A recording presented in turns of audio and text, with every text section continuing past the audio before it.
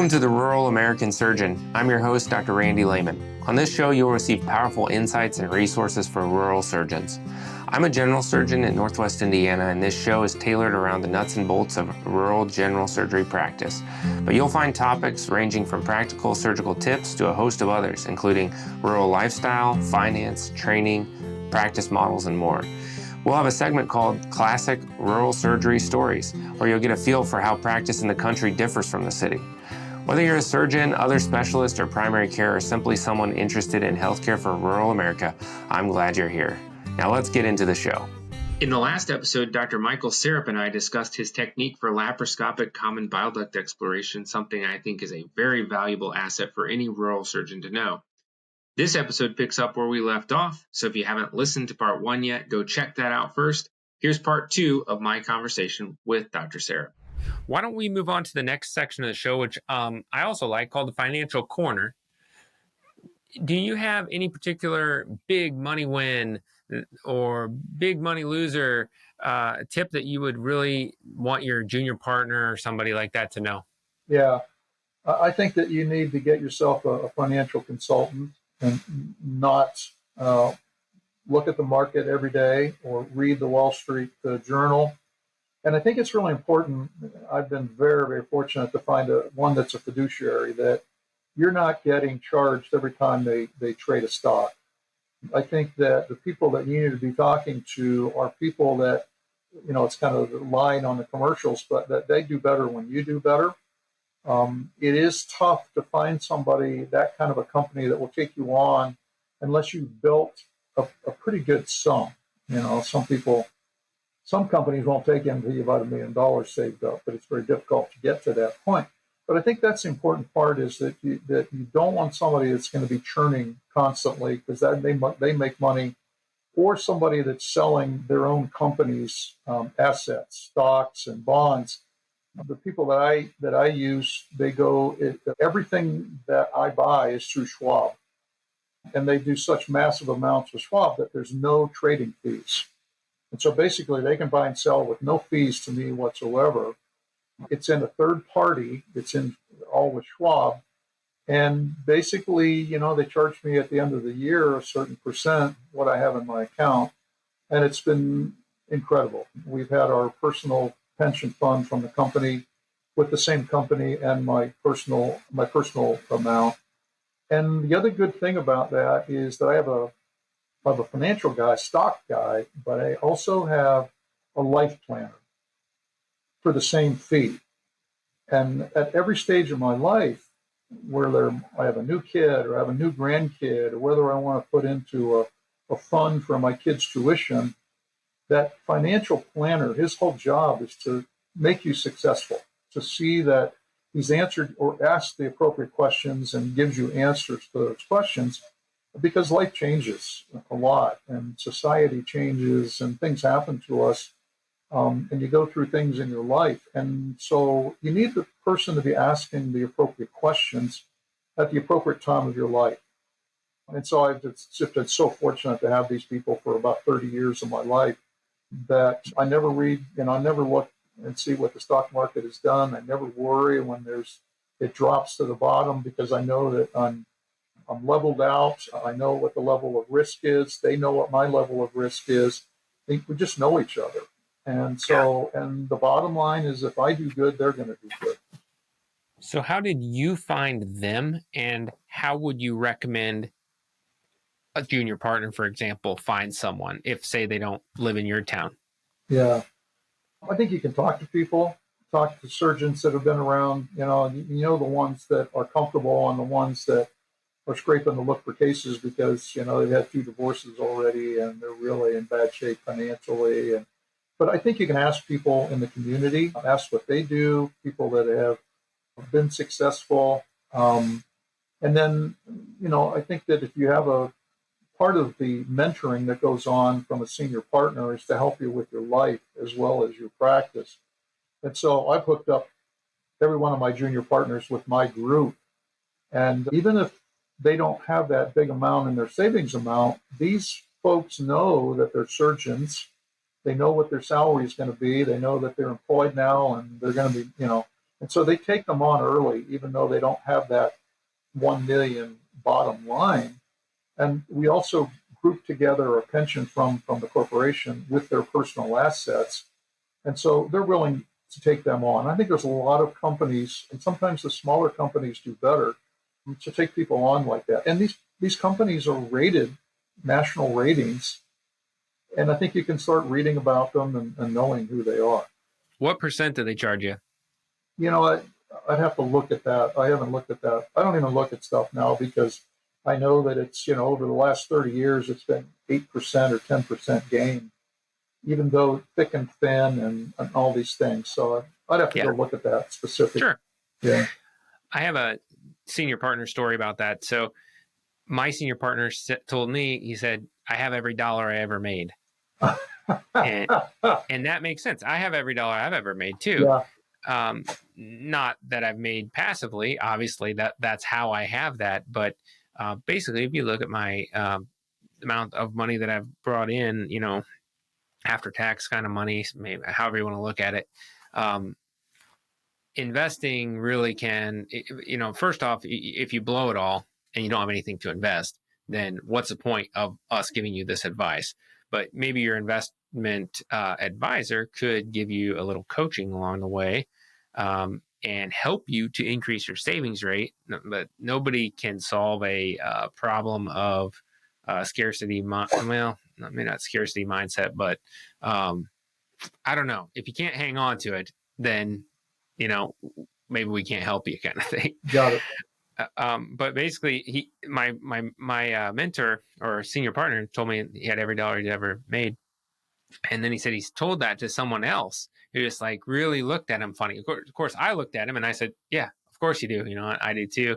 But it's just a mindset of, are you looking at the long term or are you not? And there's so many different ways to do it. That's why I love asking those questions, because some people are doing alternative investing. Some people are doing it very traditional way you're doing it. A lot of people would there's the fire your financial advisor movement and do it yourself, save the fees and whatnot.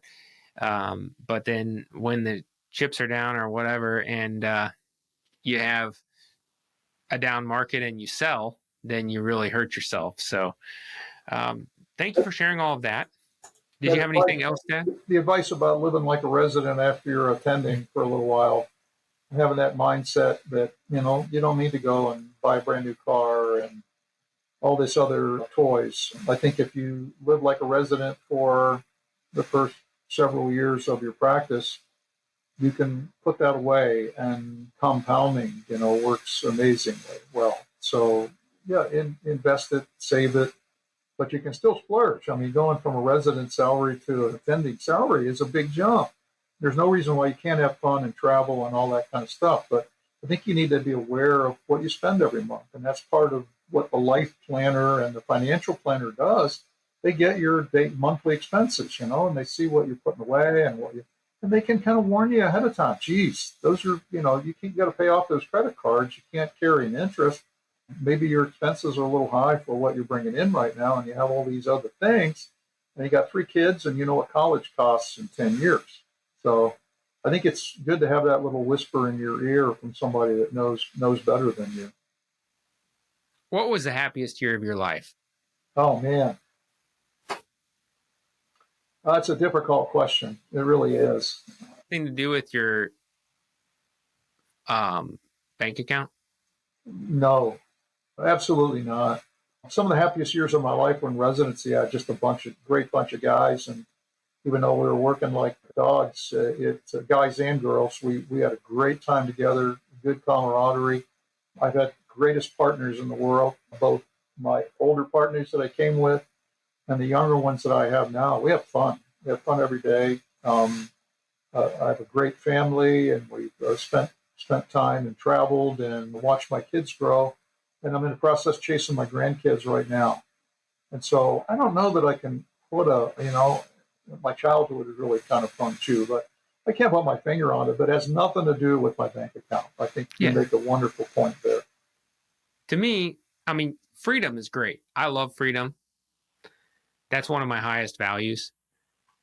That's what the money in my bank account represents to me. And that's why I think the personal financial journey is important for people because, for example, okay, this podcast cost me about $37,000 a year to produce this podcast.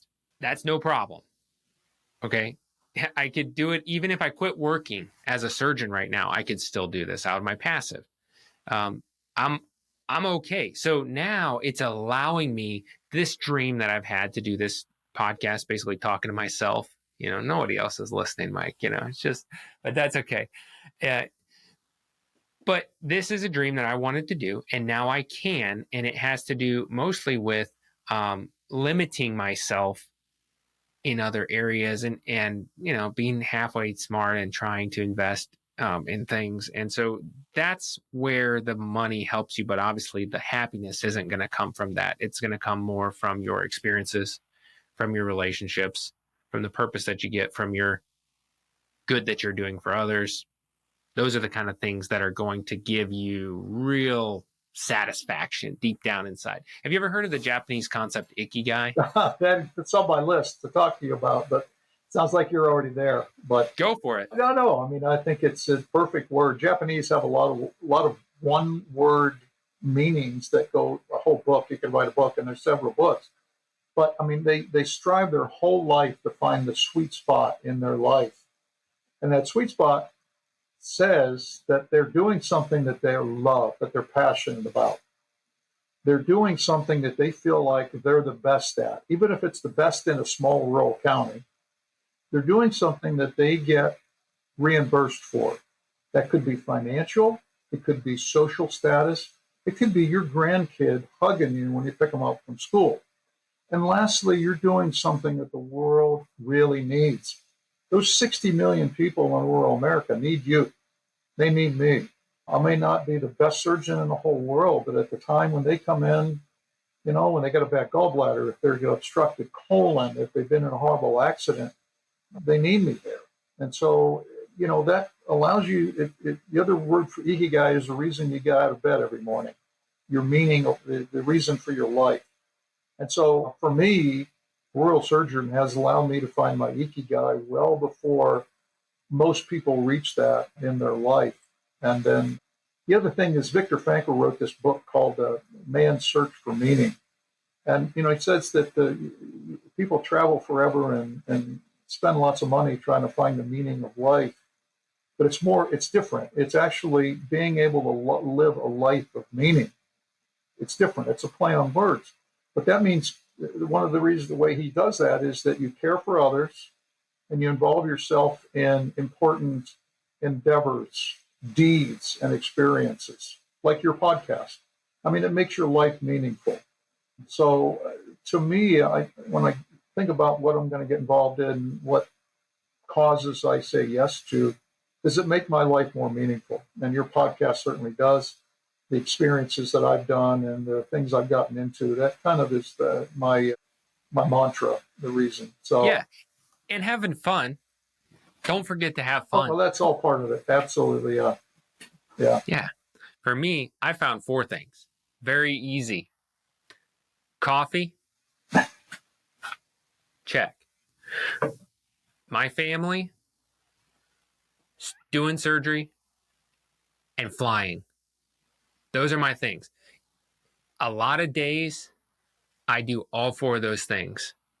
Sometimes there was a time I was flying in my scrubs, had my son sitting next to me, had a cup of coffee in my hand. And it's like, I took a picture. This embodies all 4. I'm like flying to do surgery. It was perfect. So you have to have those things that just, and then try to enjoy them in the moment, right? I'm not preaching to you. I'm preaching to myself. Okay. This is the thing that I do that I find that helps me, is what I'm trying to say. I heard recently, there's no such thing except for the present. So the past, kind of like it's gone, and the future, you think about it, but it's going to be different than how you're thinking about it now. And once you get there, it's the present. So there's no thing except for the present moment. And I spend so much time not being in the present moment. And I need to bring myself, wow, I'm not feeling a lot of pain. I got my comfortable chair. I got great company, Mike Sarap, and we're talking about rural surgery. Really, what's better than that, It doesn't get any better than that. Yeah. Absolutely. Thank you for being here again. So let's move on to the next section of the show called Classic Rural Surgery. And this segment of the show is like just so classic rural surgery, something that happened that your urban surgeons should hear about. Well, I mean, that's kind of a daily thing.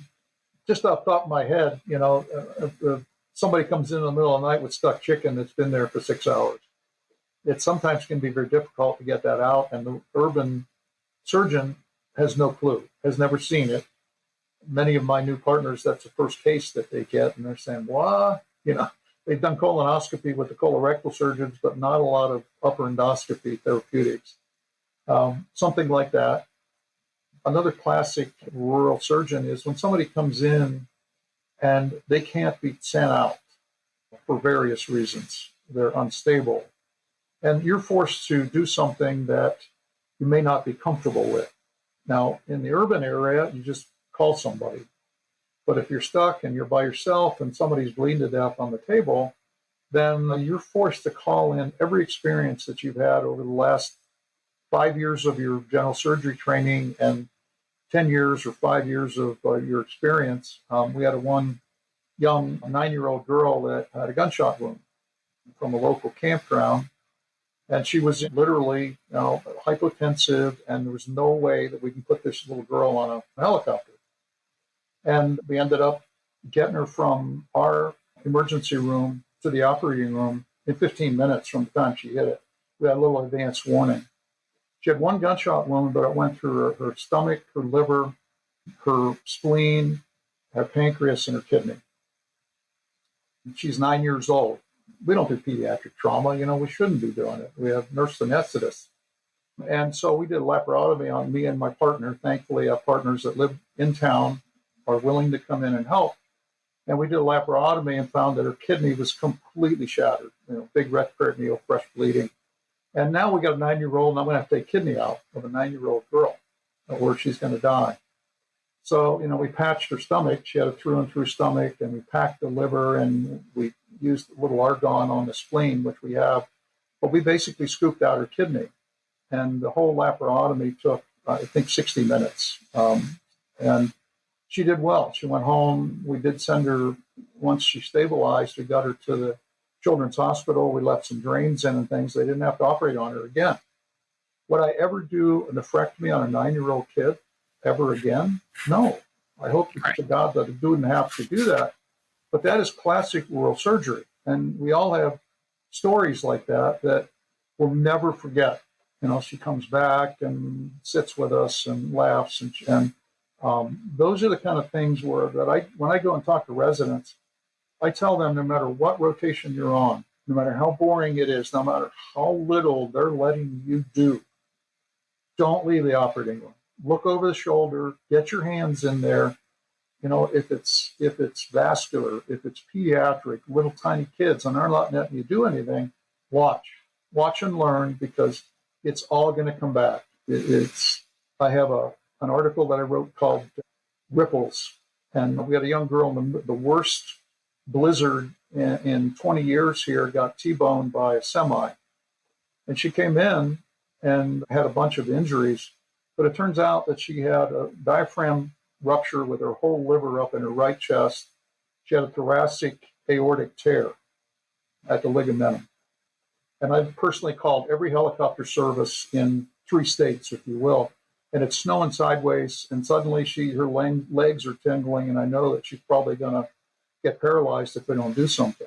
And so we ended up fixing her. My partner and I, we were doing aortas in the abdomen, but God forbid, never would we do, a thoracic aortic case in a small town. And so we did a left thoracotomy and put a interposition graft, clamp and sew, certainly no bypass. And then we closed that, opened her belly, and tried to get her liver down and close her diaphragm, and could not get the liver down. So we extended it to the right thoracic area. So now we have a right thoraco-abdominal, pushed it down, fixed the diaphragm. She had a pelvic fracture as well. And she walked out 10 days later. on a walker because of her pelvic fracture.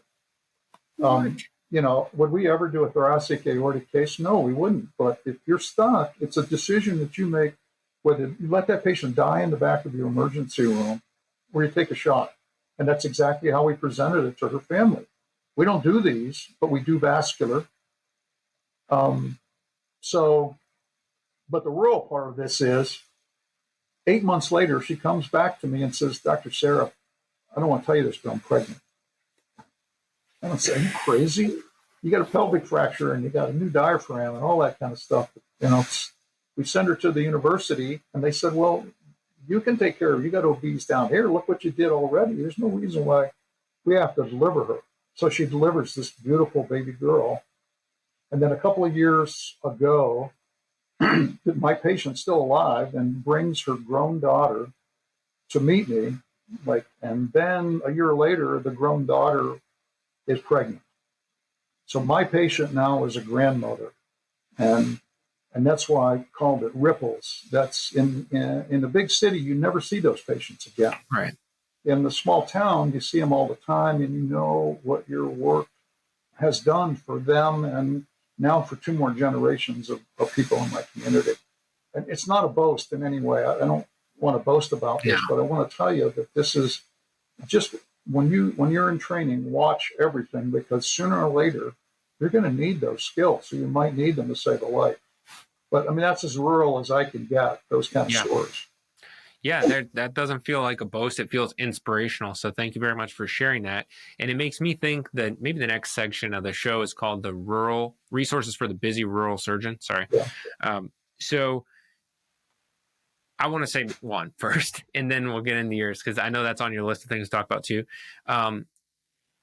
What I would do if I got called from the ER with that patient in either of those scenarios, maybe not the gunshot wound, but definitely the aortic thing, is I would call a vascular surgeon that I have a cell phone of in my state, who I send vascular things to, and we have an established relationship, and I know he'll take my call.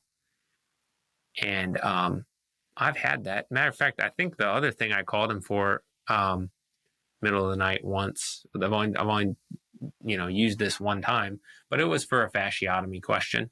Yeah. And the last time I did fasciotomy was residency, and I said, "This is what I'm thinking," and that was very helpful. And I would call, and I think you talk it through with a sane mind somewhere else, and it does not take long for them, and that would be a resource in and of itself, is having those connections throughout your state. I don't want the person listening to this podcast to get too overwhelmed with, I just never want to get myself in that situation that Dr. Sarap was in, because I don't know how that would go. And I don't know if I can handle that. That's a tough situation. I'm a little stressed out, just listening to your story. How you have that level of bravado. I don't know what it is, but I would call somebody. Yeah. Go ahead. Yeah, we tried, calling all the different transfer. Literally, there was no way to transfer. It was in the middle of a blizzard. I swear to you that I did not want to do that case. And I would call them to get them to take the case. Yeah. I would talk over in my head before I went in to do it with somebody I was going to do. Yeah. I had a similar situation with a patient that came back with a fistula that I had to manage. My fistula, basically from a mesh ventral hernia case, and I called a referral center and talked it over, and ultimately took the patient myself and managed my complication. But I said, this is what I'm thinking. These are my resources. I don't have an ICU. The patient's, there's just several limitations and ways that it can go down, and it may overwhelm my hospital and my system.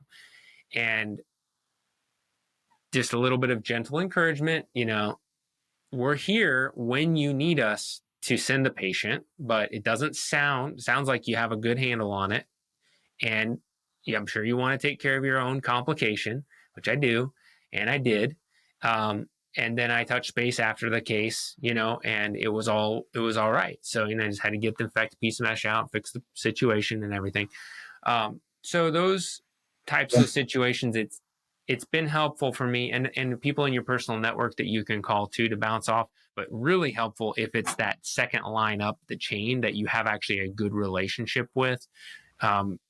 If they're willing to take the call, that makes you feel really good as a rural surgeon as well. But what other resources did you have that you wanted to talk about? Yeah, similar to what you said. I just want one more point about that. In my training, we had a young person that had a traumatic thoracic injury, and my appendix waited too long. And that young person became paralyzed. The spinal artery was thrombosed. And I kept going back to that as I'm calling transfer centers, and suddenly her legs start tingling. And that kind of forced me with that experience. But I think the best resource that you can have is to be involved in your state College of Surgeons chapter. If you do that, you can have personal communication with every specialist in the state, which I do. I have all their cell phones. We text each other. Just the experience that you had, that you called somebody at the higher level, I do that once a week almost. I have, rural people have weird problems and weird cases. And so I bounce people off of, colorectal and thoracic and vascular all the time. Many a time they say, hey, you're on the right track, just keep them. But the other thing is the patients love that. When you tell them, hey, I spoke to somebody at Ohio State, a good friend of mine, who says there's no reason why we can't just take care of it. On the other hand, if they do need to go, I know who I'm sending them to. They get back to me personally on most cases, and the families absolutely love it when there's that communication and a collegiality between their little small town surgeon and the chairman of the department. So I think that benefits you, it benefits your patients, it benefits residents, because if you have this relationship and you have a resident at the big city that is interested in rural surgery, then we can offer them to come down and spend some time with us. And we did just that. I was good friends with Randy Wood at the University of Dayton, and he had some folks that wanted to do community surgery. And so we worked out an exchange where they came up for a month and they worked with us. And it was one of the greatest times they've ever had. Just a lot of fun. They got all their endoscopy experience in 1 month that they needed for 5 years, certainly, but they did a bunch of open surgery. It sort of caught on. And so we actually wrote a little paper about that it's just not about the cases. They saw what a rural surgeon means to a small community, and they saw us working in the community. And so that caused them to have a lot more enthusiasm when they went back to the big city. The other thing is that, if you want to do other things than just be a rural surgeon, the state chapters are a stepstone to the National College of Surgeons. And so, I got involved, and I was on a committee locally, and, I was lucky enough to be elected as president of the chapter when we have these 5 or 6 big, huge medical schools in the state. But if you're in there long enough, then you can be elected governor, which is a national office, and get involved in committees on a national level. And it's a very cool thing.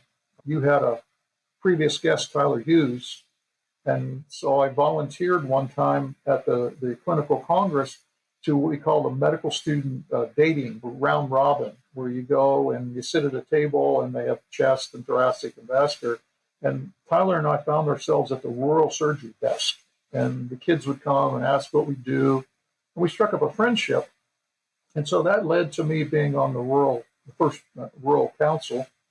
And I succeeded Tyler in being the chair of the Rural Surgery Council. That got me invited to Australia and Canada. I mean, it's the Ohio chapter has been amazing to me to elevate me to the national level. And I've been involved in a whole bunch of clinical congresses as well. So it makes things exciting. It prevents burnout, because it's a whole different vibe to be involved in the college on a national level, to go to clinical congress, to maybe be on a panel session, those kinds of things. I would agree. And I'm getting it through the podcast right now, as well as all the national meetups and stuff like that. It really, the team around you is a great team, and it's a great opportunity to be a leader of your surgical team in a small town. But their sense of purpose for their job, you can inspire them. Okay. So a couple weeks ago, I had a very big day at one of the places where I'm more new at. I called a group meeting, a team meeting, everybody in a circle at the beginning of the day, and they haven't done a lot of general surgery there, and we're just kind of getting it ramped back up. And I said, look, we have, I can't remember, 5 cases today. That means we're going to have, I think it was 6 cases. So we're going to have 5 turnovers today. So, and before I did that, I painted the picture. Why we're here for these individual patients, but also for the viability of our hospital, for the vibrancy of our community. That's our mission. And now let's talk about today. We got 6 cases. That means we have 5 turnovers. If the turnovers are an hour, we're going to spend 5 hours doing turnover today. Can we do them in 20 or 30 minutes? Then we get home. And that really seemed to inspire the team. Right? But and it's fun for me to do that. And it's fun to see them respond and everything. But at the end of the day, the coaches need to get together and inspire themselves. And that's what's nice about the national meetups, the chapter, because otherwise it can be like, I don't need this anymore. You can get burnt out quick. Yeah, they can. So this has been really great. Is there the one thing that you have really done that I would not say is typical for a rural surgeon is publish?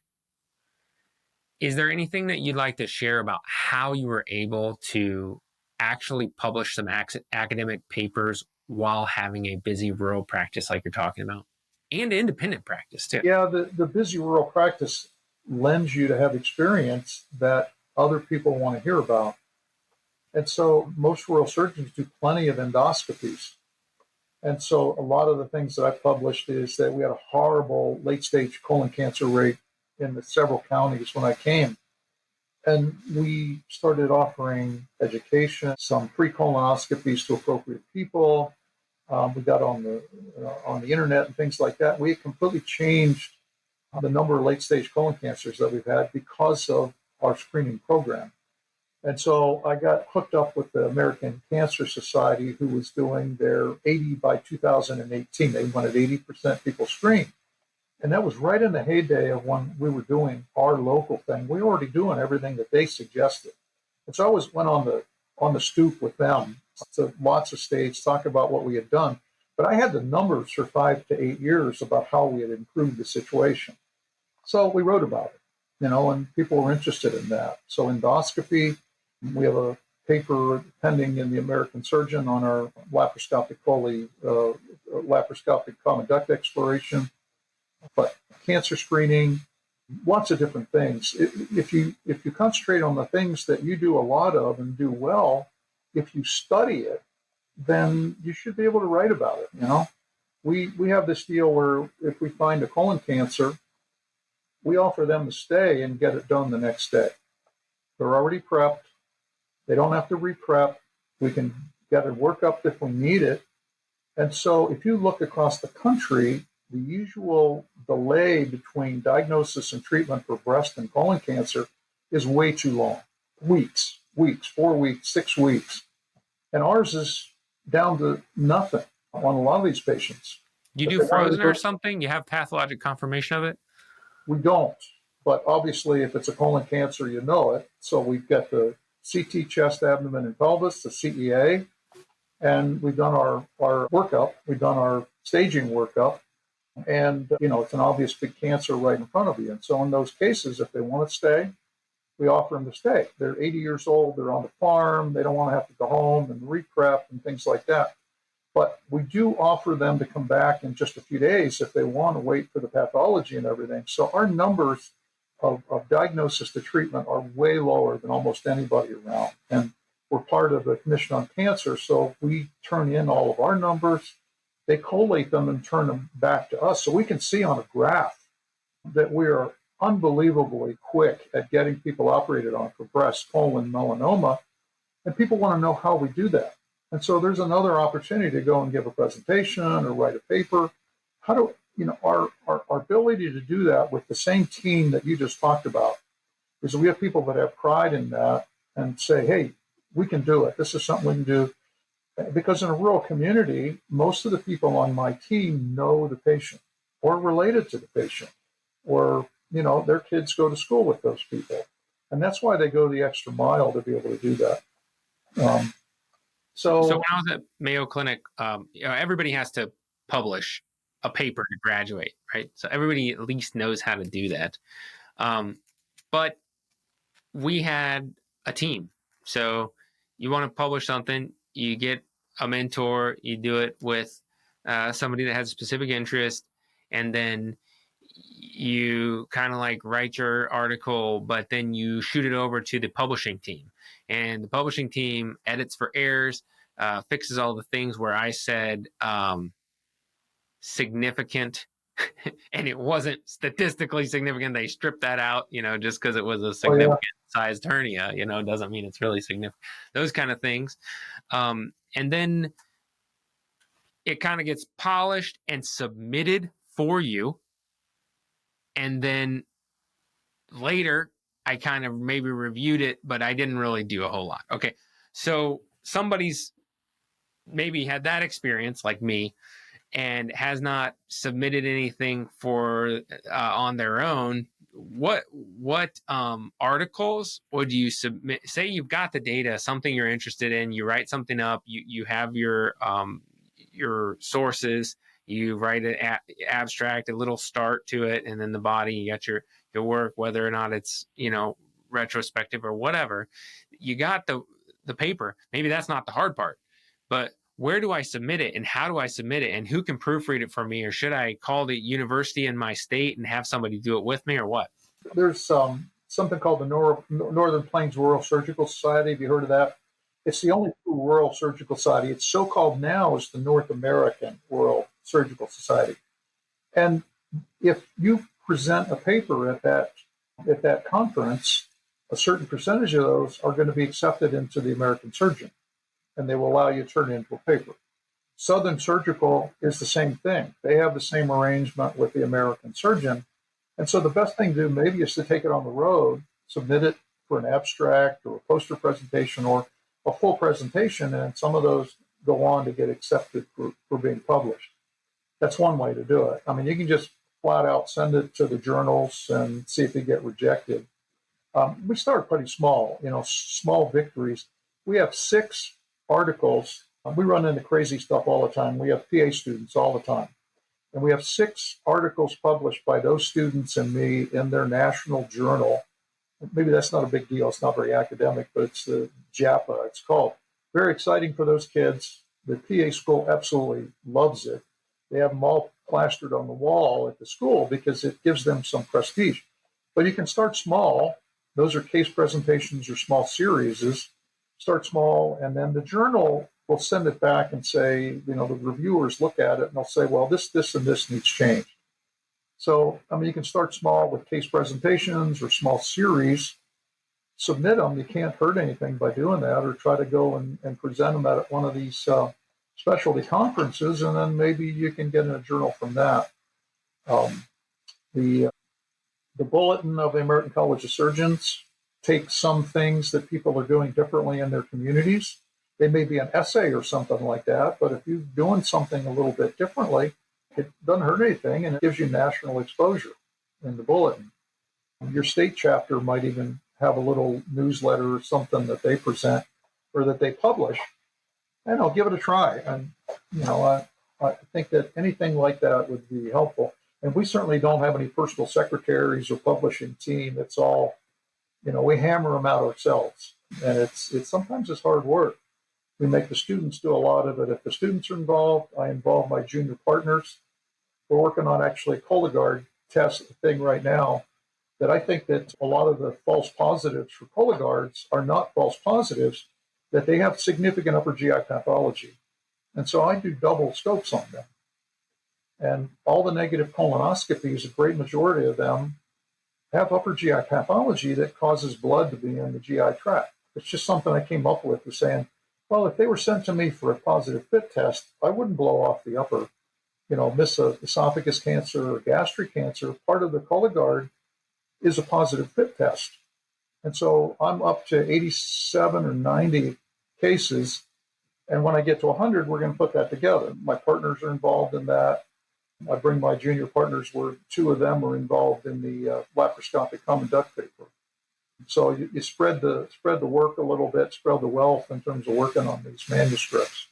You have any pushback from insurance on that? No, we pre-certify all those, and there are a couple that won't let us do it. But and you don't have to get an IRB or anything. Oh no, because they got blood in their GI tract. It's you're doing an endoscopic workup. So maybe I'm talking out of turn, but I think that it could be a game changer. That these are not false positives. That this patient has something in their GI tract, and do you want to risk missing a small gastric cancer by not doing the upper endoscopy on these people and saying the colon's normal, forget about it? So we try to solve a problem for a patient. We just don't do a procedure. A lot of gastroenterologists might get a referral for positive Cologuard. They say, okay, colonoscopy, it's negative. See you later. Yeah. And maybe I've done a lot of those. Yeah, I got you. Yeah. So it's maybe thinking out of the box. Yeah, this is great ways that a rural surgeon could think about it, and then be, everybody's got their things that gets them going, and that can definitely be a source of inspiration, I think, for your career, to have a voice nationally, to think about a problem. It's not just about cranking out the cases your whole career and then, turn it into keys or whatever when you're done. You want to give back in small ways and big ways both. So that's beautiful. Agreed. So thank you so much for the time. This has really been an inspirational interview for me, and I'm really looking forward to seeing you at the North American Rural Surgical Society in the future. Please keep in touch if you ever want to come back on the podcast. I'd love to hear how your future partner and everything works out. Maybe she needs to share her story once she gets her legs under her as well. So fantastic. We'll see. Yeah. Thanks for doing the podcast. I think this is a fantastic thing, and I think it's going to catch on more and more. I mean, there's a niche and a need for that. And people, I think the layman would be interested in hearing what we do out in the boonies here. The layman. Hey, you got it. Very good. One way. All right. Thank you so much, Mike. We'll see you. Thanks for having me. Have a great night.